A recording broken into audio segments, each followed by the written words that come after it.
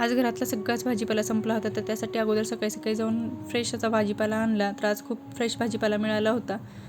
पण भाजीपाला आणल्यानंतर सगळ्यात कंटाळवाणं काम म्हणजे ह्या पालेभाज्या वगैरे किंवा निवडायच्या ज्या भाज्या असतात ते निवडायचं. तर अगोदर सगळ्या भाज्या स्वच्छ वगैरे धुवून घेतल्या आणि त्या फ्रीजमध्ये स्टोअर करून दिल्या. आणि त्यानंतर मग ज्या भाज्या निवडायच्या होत्या आणि कोथिंबीर वगैरे त्या सर्व निवडून व्यवस्थितपणे स्टोअर करून ठेवल्या. आणि त्यानंतर आज स्ट्रॉबेरी शिल्लक होते माझ्याकडं, म्हणून मग आज स्ट्रॉबेरीचं आईस्क्रीम बनवावं असं ठरवलं. तर त्यासाठीच मी इथं स्ट्रॉबेरी अगोदर फ्रेश स्वच्छ धुवून घेतल्या आणि त्यानंतर मग त्याचे देठ वगैरे काढून घेतले आणि मिक्सरच्या भांड्यामध्ये थोडंसं दूध ॲड करून ते क्रश करून घेतलं. जास्त दूध ॲड केलं तर मग आईस्क्रीमचा हार्डनेस नाही भेटणार आपल्याला, तर त्यासाठी थोडंसंच दूध ॲड केलं.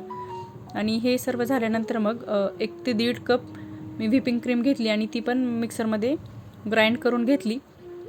आणि थोडीशी मग तिला पीक आल्यानंतर मग हे स्ट्रॉबेरी जी क्रश केले होते ते आणि व्हिपिंग क्रीम दोन्ही पण मिक्स केलं आणि मिक्स करून एका एअरटाईट डब्यामध्ये मी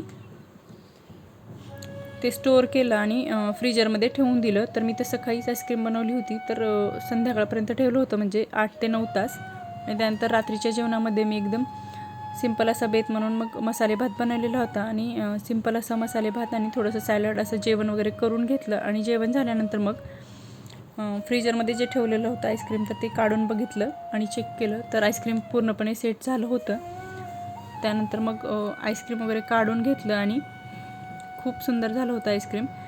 आणि आईस्क्रीम मग काढून टेस्ट पण केलं, तर टेस्टलाही 1 नंबर झालं होतं. प्युअर स्ट्रॉबेरीचा, एकदम फ्रेश स्ट्रॉबेरीचा फ्लेवर लागत होता.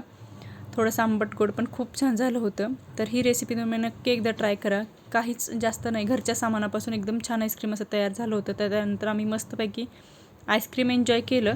तर तुम्ही पण नक्की ट्राय करा आणि मला कमेंटमध्ये कळवा की कशी झाली आहे आईस्क्रीम. आणि व्हिडिओ जर आवडला असला तर लाईक, शेअर आणि चॅनलला सबस्क्राईब करायला विसरू नका. भेटूया नेक्स्ट ब्लॉगमध्ये. तोपर्यंत बाय.